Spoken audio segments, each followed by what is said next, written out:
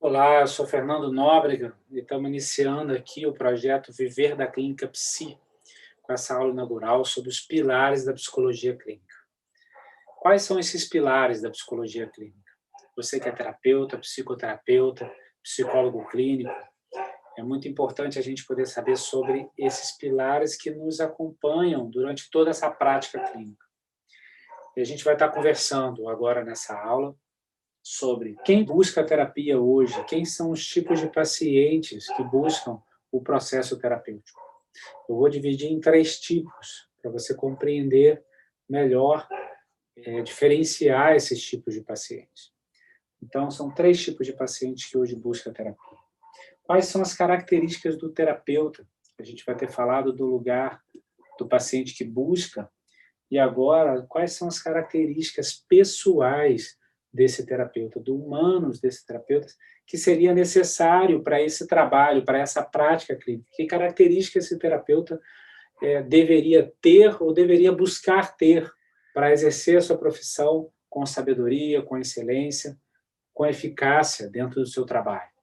As características dessa pessoa que busca ser um terapeuta como profissão, ou um psicoterapeuta como profissão.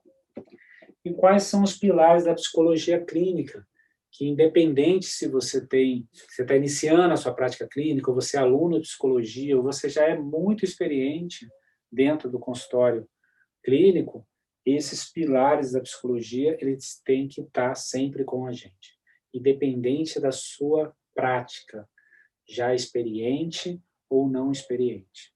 Por isso que esse casamento com esses pilares da psicologia, eles não podem ser deixados para trás, para eu não me perder no meu processo de formação, tá? E a gente vai conversar sobre isso também. Então vamos seguir adiante. Três tipos de pacientes que hoje buscam terapia. Eu dividi dessa forma. Tá? Primeiro são os pacientes que estão precisando sobreviver. O que seria isso? A pessoa que já está quebrada, em que a vida já bateu, em que a ferida já abriu, a pessoa já chega no consultório necessitando sobreviver. Ela já está em outro lugar. A vida já machucou, machucado já está aberto. Às vezes pode vir de diversas maneiras na vida, uma separação, né? Perda de alguém querido, de um ente querido, perda de filho, perda de pai, perda de mãe. Pode ser várias questões que a vida ela oferece também. Mas a pessoa chega e busca a terapia quando ela está, nesse momento, com essa ferida aberta, ela está sobrevivendo. Então, você precisa ter recursos para trabalhar com esse cliente que chega nesse lugar, da necessidade de estar aqui.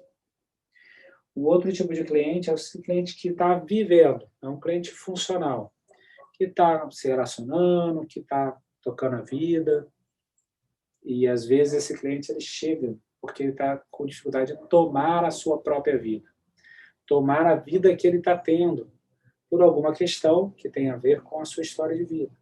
Mas ele não, muitas vezes ele nunca fez terapia na vida, né? E ele busca a terapia para viver. Ele está vivendo e para tomar a sua própria vida, mesmo que ele não vai nomear dessa forma, nessa nomenclatura que eu estou falando, mas às vezes ele vai vir por um sintoma da crise conjugal, por um sintoma do filho, por algum sintoma fisiológico que fez ele pensar sobre essa questão ou sobre aquela outra questão. Então, ele vai estar vindo, recebendo pistas da vida que ele está desencaixado da vida dele. Ele precisa se encaixar na vida dele.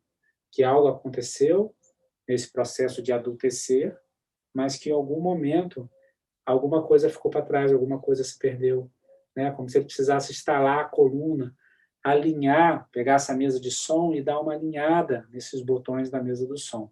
Mas ele está funcional. Às vezes ele diz, eu não acredito nisso, mas eu estou aqui porque está acontecendo isso, eu preciso de ajuda. Né? Às vezes são pessoas muito racionais também, mas a pessoa é funcional, ela toca a vida dela, ela está tocando a vida dela. E às vezes é convidada por algum sintoma para vir buscar a terapia.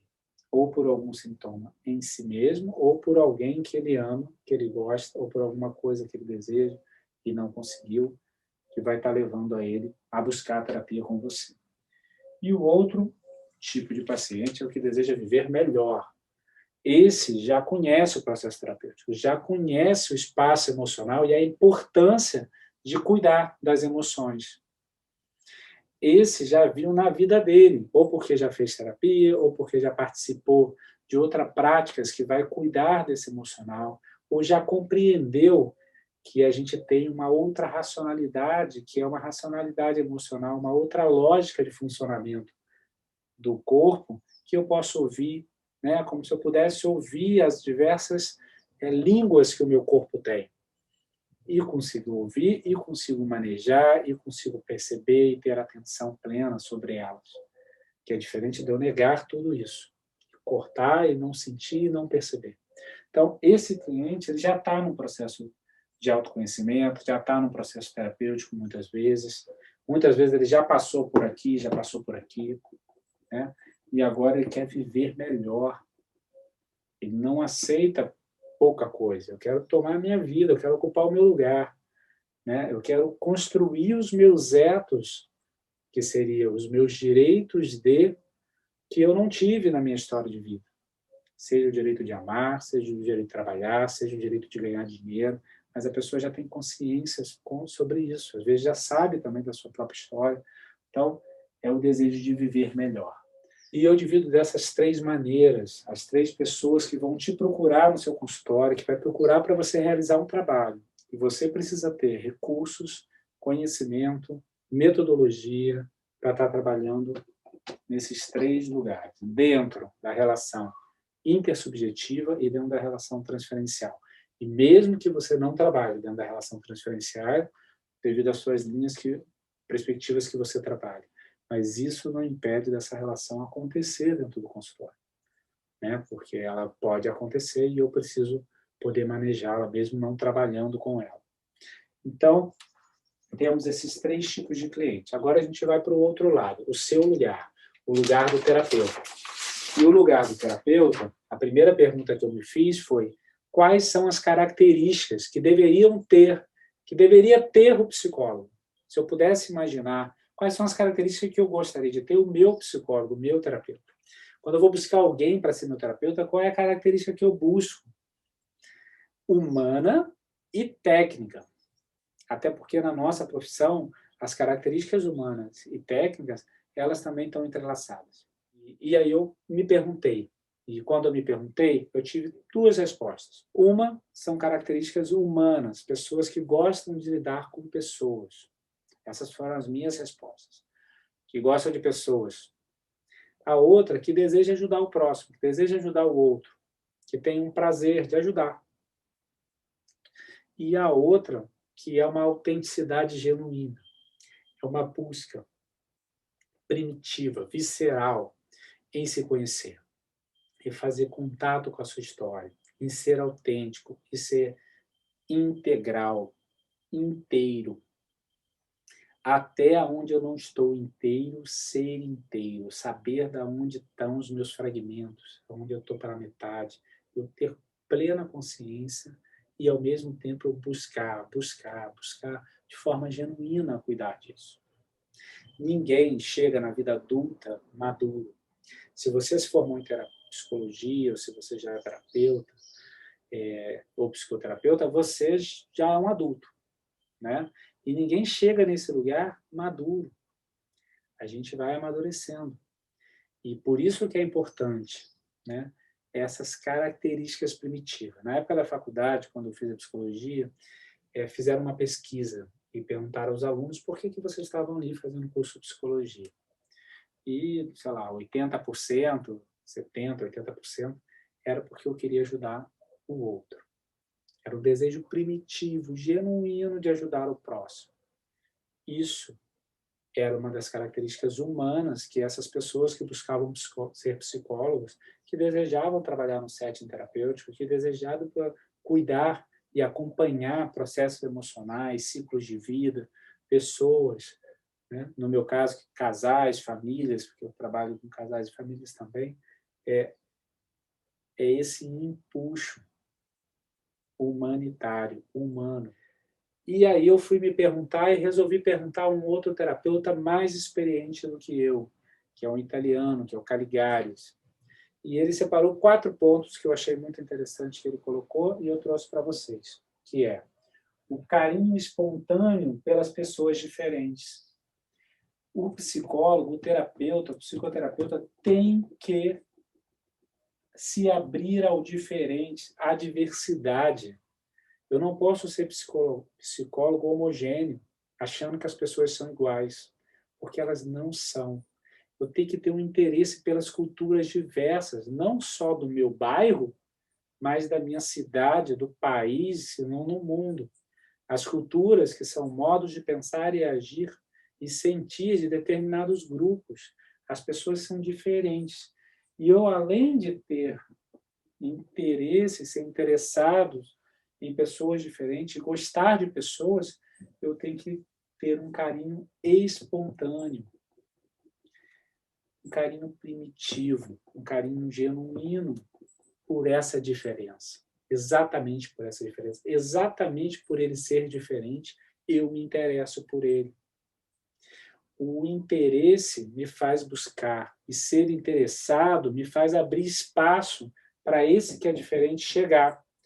Então, esse que é diferente, ele vai estar chegando no espaço porque eu abri esse espaço para ele. E aí vem um segundo ponto, que é a curiosidade pela variedade da experiência humana. Curiosidade pela variedade da experiência humana. A experiência humana tem que te interessar, você que quer ser psicólogo, terapeuta, trabalhar no setting, trabalhar com pessoas, você tem que gostar de experiência humana. Você tem que ter uma curiosidade de compreensão, de entendimento, de vivência e de ouvir, de ter escuta pela experiência humana, pelo acolhimento humano. Então, quanto mais curiosidade, interesse e interessado, não só interesse, mas também interessado no outro, eu abro espaço para essa experiência humana. O Caligaris fala até do Freud, que ele era muito certinho, né? Ele coloca o Freud até como uma exceção. Mas, por exemplo, né, se for contrapor, eu vou colocar o Jung, que não tem nada de certinho, e, na verdade, é uma pessoa, um discípulo do Freud que foi bem aberto, por sinal, né? Podemos pensar também no Reich, né, que foi outro discípulo do Freud, duas figuras de muita personalidade e muito diferente do Freud, que tinha essa ânsia de experiência humana, que viveram várias experiências humanas na própria vida, na própria construção do seu próprio conhecimento e da sua própria criatura. Terceiro ponto que o Caligaris coloca, quilometragem rodada. O que significa? O terapeuta, o psicólogo, tem que estar vivendo a vida, tem que ter fracassado, tem que ter experiência humana. Eu não posso estar dentro de uma bolha. Quilometragem rodada não é só idade, não é só eu ter uma idade de ser mais velho. Né? Então, uma pessoa que tem 80, ela tem quilometragem rodada, ela tem mais tempo para ter essa quilometragem rodada, sem dúvida. Provavelmente até tem. Só que é mais do que isso, porque tem pessoas que têm lá os seus 80 anos, mas viveu dentro de uma bolha, viveu dentro de uma ilha, né? Dentro de uma vila, e não se abriu à diversidade de pessoas, às diferenças, não se abriu à curiosidade pela experiência humana, por aquilo que é diferente do outro. A gente não vai trabalhar com pessoas iguais, a gente vai trabalhar com pessoas diferentes. As pessoas são diferentes, os temas são transversais. Os temas atravessam as pessoas, atravessam os ciclos de vida. Tem ciclos de vidas que têm temas. Fundação da família, nascimento do filho. Então, tem temas. Quando o filho nasce, todos os temas que envolvem ali os primeiros cuidados do bebê, são temas que estão ligados a esse ciclo de vida. Mas como as pessoas vivenciam essa experiência que é diferente. E eu preciso estar aberto para isso. Então, quilometragem rodada. Isso conta. Né? Todos os fracassos seus como pessoa, conta, todo o seu processo de amadurecer. Ninguém chega na vida adulta maduro, adulto, né? A gente chega na vida adulta ainda crescendo. A gente está na vida adulta também ainda crescendo. A gente vai amadurecendo, mas precisa daquela característica genuína, daquela autenticidade genuína, né? Para conseguir crescer, para conseguir sair da roda gigante onde eu fico dando volta e poder andar num caminho, num crescimento, numa construção de amadurecimento, né? Tanto pessoal, humano, né, na minha própria vida, quanto do meu lugar como terapeuta, como psicólogo, como psicoterapeuta. Eu preciso amadurecer também profissionalmente. E o último ponto que o Caligares coloca, que é o sofrimento psíquico. O que ele quer dizer? Ele fala que o psicólogo, o terapeuta, precisa ter um sofrimento psíquico, uma dose de sofrimento psíquico. Porque se você não faz contato com o seu sofrimento psíquico, como você vai acompanhar, como você vai lidar, como você vai acolher o sofrimento psíquico de uma outra pessoa, de uma outra história, de uma outra família, né? É quase que impossível de você vivenciar isso. Então, a dose de sofrimento psíquico, eu acho que tem a ver com essa busca dessa autenticidade, tem a ver com essa busca de ser inteiro, de crescer, de se conhecer, de se descobrir, né? Se descobrir humano e de conhecer a sua humanidade. Descobrir que o outro que eu aponto o dedo, ele está dentro de mim. E que esse outro que está dentro de mim, eu preciso conhecer. Eu preciso conhecer essa diversidade e não ter medo do diferente. Não ter medo daquelas pessoas que pensam diferente do que eu, que trabalham diferente do que eu. E que não vê o que eu vejo, provavelmente eu também não vejo o que essas pessoas veem. E ter curiosidade, carinho espontâneo, curiosidade por essas experiências humanas. Então, o Caligares coloca essas características pessoais para você, para mim, como terapeuta. Então, quando você imagina como deveria ser um terapeuta, e aí você deveria ou ter essas características, por exemplo, eu estou falando, você pode se identificar com algumas. E se você não se identifica, se você deseja trabalhar, você pode buscá-las, né? Cuidar para você buscar delas. Como é que eu construo isso? Porque às vezes eu não tenho porque eu não tive direito disso, devido à minha própria história, né, familiar, minha história como pessoa. Então, eu também posso buscar. Onde que eu busco isso? E aí você vai buscar na sua terapia, você vai buscar em trabalhos de grupos, você vai buscar nas suas formações. Buscar o quê? Buscar isso que dentro de você não tem, mas que você gostou dessa ideia. Que você fala assim, não, acho que isso faz sentido, isso vai ser bom para mim. Então eu posso buscar, eu posso conquistar esse direito de buscar isso que eu não tenho. De ser mais inteiro, por exemplo, de estar mais em contato. Agora a gente vai entrar no tópico da nossa aula, que é os pilares da psicologia clínica, né? A gente primeiro falou do lugar do paciente, dos pacientes que buscam você. A gente falou de características pessoais que, teoricamente, esse profissional dessa área deveria ter. Ou, se não tem, deveria buscar ter. E agora o que a gente vai falar? As características profissionais. As características técnicas e profissionais. Você está ocupando um lugar profissional quando você vai exercer essa função de acompanhar pessoas no setting terapêutico. Então, como um profissional, eu preciso ter esses 3 pilares para poder trabalhar com a prática clínica no consultório e acompanhar, né, os meus clientes num processo de começo, de meio, de fim, diferenciado, onde eu posso trabalhar na relação intersubjetiva, eu posso lidar com as transferências. Se for a minha abordagem, eu posso trabalhar com as questões transferenciais. Se não for, eu posso manejar essas questões transferenciais.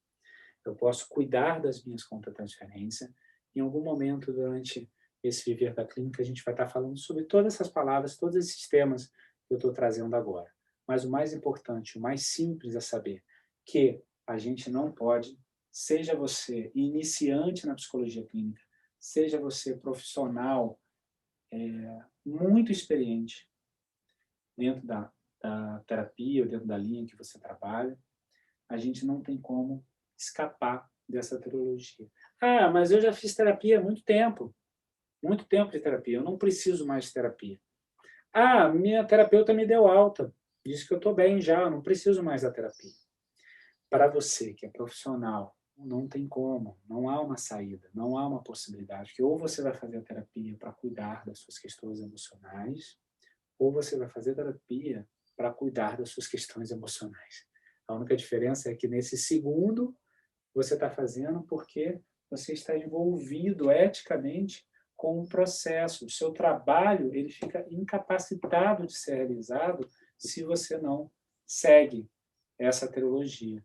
Por mais que você ache ou pense racionalmente sobre isso e diz, não, tudo bem, eu vou dar um tempo da terapia. E às vezes o tempo dura 2 anos e você continua atendendo no consultório clínico. Então, é importante, eticamente, nenhuma universidade vai poder te exigir a fazer terapia, se exigir o seu tratamento, porque isso é ilegal. Não posso exigir alguém que faça terapia. Agora, eu posso sugerir. E eu posso dizer que para você realizar um trabalho com eficácia, com diferenciação, com potência, para você e para o seu próprio cliente, você vai precisar estar em terapia. Então, conhecimento é a construção desse conhecimento. A gente está trabalhando, a gente tem um conhecimento por trás. Nada disso foi inventado agora. A curva do conhecimento, que todas as áreas do saber, você estuda, estuda, estuda, estuda, e aí você descobre que nada sabe. Né? E hoje em dia, na velocidade das coisas e nessa overdose de informação que há, parece assim, já que ninguém nada sabe, então eu posso falar sobre tudo. E aí eu corto essa curva do conhecimento e não percebo que existe esta curva. Aquela pessoa que caminhou, que está trilhando na busca do conhecimento, estudando constantemente sobre aquilo com que ela trabalha, ela cada vez mais vai saber e saber que não sabe. Por isso que é importante a construção do conhecimento teórico. Existe um conhecimento teórico, existe no nosso campo da teoria, existem os nossos avós, os nossos pais, nossos bisavós teóricos. Independente da linha que você está seguindo como psicólogo clínico, ou das linhas ou das formações que você se envolveu, todas elas têm uma história.